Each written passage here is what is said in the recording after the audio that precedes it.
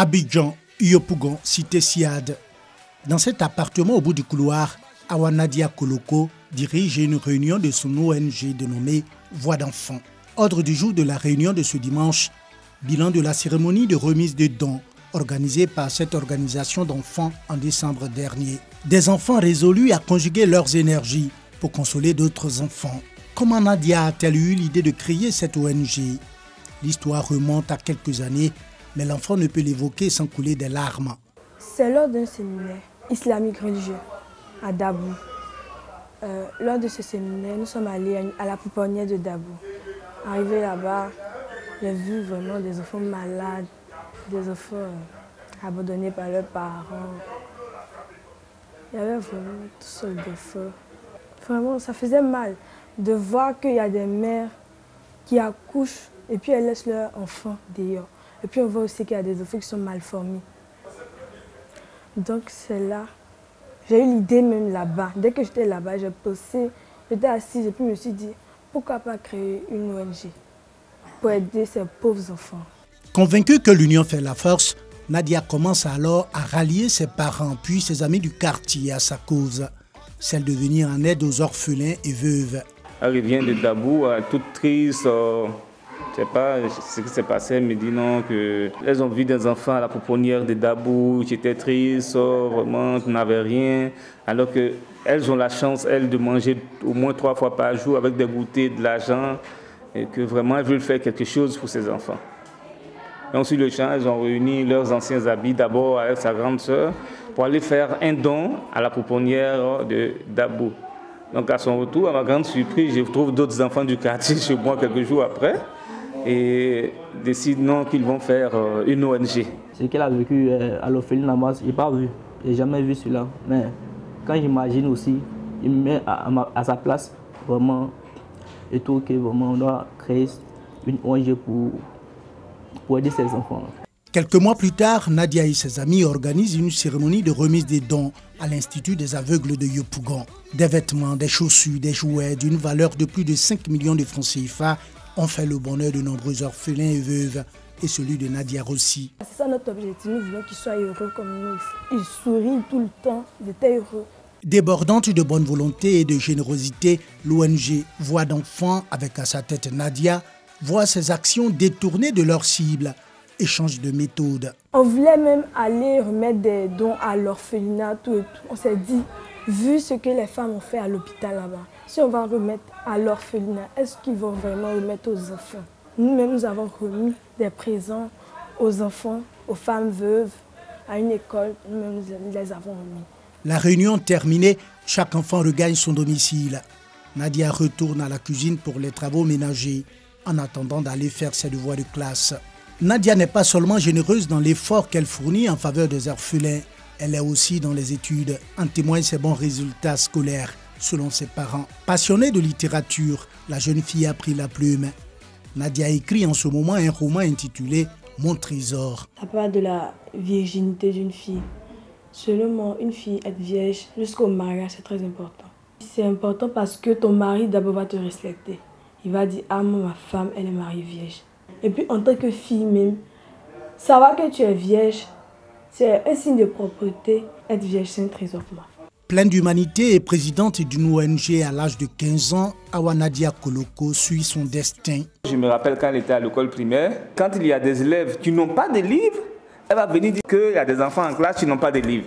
Donc un jour, elle a pris son livre pour donner à un autre. Et moi, j'étais obligé d'acheter, remplacer le livre. Elle a un petit nom qu'elle n'aime pas, mais je pense maintenant que ce petit nom essaie de la suivre. Elle s'appelle une enfant qui veut dire la chanceuse. Autant dire qu'aux âmes bien nées, la valeur n'attend point le nombre des années. L'élève, c'est cet enfant au centre des actions des parents et des enseignants pour en faire l'adulte idéalement responsable. Toutefois, reconnaissent les acteurs de la protection judiciaire de l'enfant, ce dernier est si vulnérable que si lui-même, les parents et les enseignants n'y prennent garde, l'élève peut se trouver négativement influencé par ses droits et devoirs, son environnement, les crises de la personnalité dans l'adolescence. Pour donc assurer une bonne éducation, quel type de relation doit exister entre parents, élèves et enseignants? C'est comme un trépied, c'est l'un des pieds du trépied est cassé. les deux autres ne peuvent pas porter le poids. Donc pour moi, ils doivent avoir des relations complémentaires, des relations de sincérité, des relations de vérité, pour que l'enfant puisse être vraiment bien accompagné afin d'être un bon citoyen demain. Une telle complicité exige de chaque acteur, parents, élèves et enseignants, des responsabilités. Qu'il ait désiré ou pas avoir cet enfant dès l'instant où il l'a eu, il doit se mettre dans la peau de parents et accomplir ses devoirs en tant que parent. C'est-à-dire pouvoir aux besoins de l'enfant, veiller à son entretien, surveiller son éducation. L'enseignant doit être un enseignant responsable, un enseignant sachant, c'est-à-dire qui est lui-même bien formé et qui est en mesure de répondre aux questions des enfants. L'enfant aussi ne doit pas être espiègle, il ne doit pas être taciturne, il doit être vrai dans sa relation aussi bien avec ses parents qu'avec son enseignant. Initiateur de cette séance de sensibilisation, le ministère de la Justice via la direction de la protection judiciaire de l'enfant. C'est une réponse au phénomène des enfants en conflit avec la loi. Les mains levées.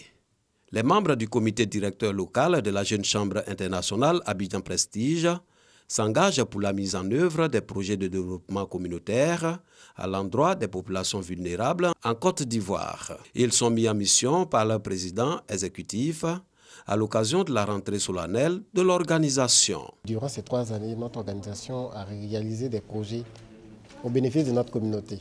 Donc je pourrais citer pêle-mêle le projet de lutte et de sensibilisation sur les dangers de la consommation des drogues et stupéfiants en milieu scolaire, le projet Action sociale qui lui vise à renforcer les capacités des structures sociales telles que l'orphelinat de Grand Bassam et aussi équiper et doter l'école primaire catholique de la ville d'Ayamé de matériel didactique pour une meilleure qualité d'enseignement.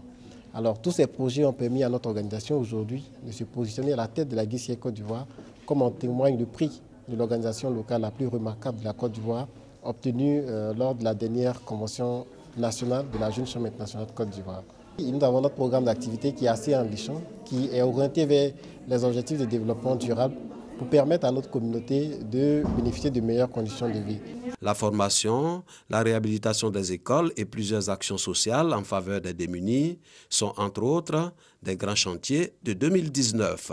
Une tâche lourde, mais aussi un défi à relever, selon le responsable du comité directeur local de la JCI Abidjan Prestige. On a 3 types de projets.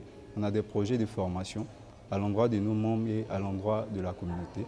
On a également des projets communautaires qui sont des projets qui servent à aider la communauté dans laquelle nous vivons et chercher à résoudre des problèmes au sein de notre communauté. On a un 3e type de projets qui sont des projets culturels. Le représentant du parrain de la cérémonie, quant à lui, a invité les missionnaires à plus d'ardeur au travail. Le ministre Konaté est attaché donc à la jeunesse et il exhorte cette jeunesse à travers la Jeune Chambre internationale à cultiver certaines valeurs, le partage, le travail, le sacrifice, l'abnégation, pour faire en sorte que notre société, la société dans laquelle nous sommes, soit meilleure.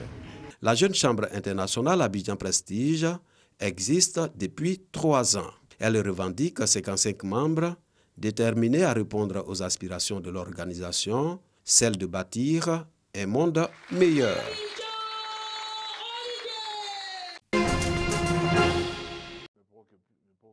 Ali Bongo Ondimba a nommé un nouveau Premier ministre.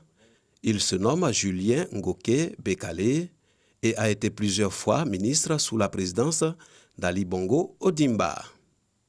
Il occupait les fonctions de ministre du Travail et de l'Emploi dans le gouvernement sortant.